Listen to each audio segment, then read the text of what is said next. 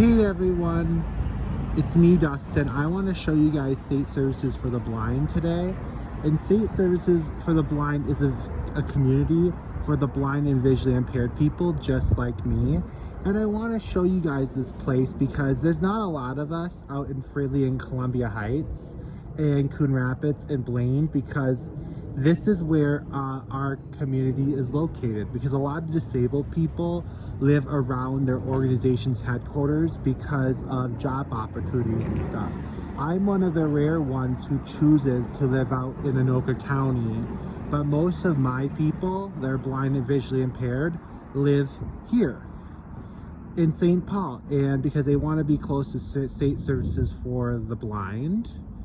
And if you come look over here, down there is the Low Vision store, and that's where we get all our accessibility tech.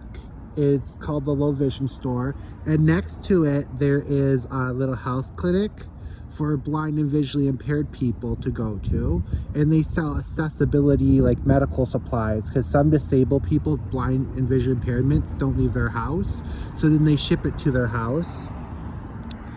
That is the gas station where I get my slushies. So after I'm done with every blind and visually impaired meeting at State Services for the Blind, I go to that gas station there and I get my slushies. That is the famous McDonald's. So a lot of times after our blind and visually impaired meetings, that's the McDonald's there that we go to. And these apartments have a lot of blind and visually impaired people living in them. And that's the Green Line train. A lot of this blind and visually impaired people take that train to get to downtown Minneapolis, because that's where society is now these days, is downtown Minneapolis. And and there's more apartments that a lot of blind visually impaired people live in. So when I was 18 years old, like the state wanted me to move down here because this is where a lot of blind and visually impaired people live. But I said no, because at the time when I was 18 years old, all these apartment buildings, nice apartment buildings, did not exist, and all this was one giant slum. But and I didn't want to live when I was 18 years old in a giant slum. So over the years, St. Paul has been building up this community, and now if you're blind and visually impaired and you're 18 years old and you want to live with other blind and visually impaired people, I will say come down here to St. Paul and live in the visually impaired and blind community. And this right in front of me is University.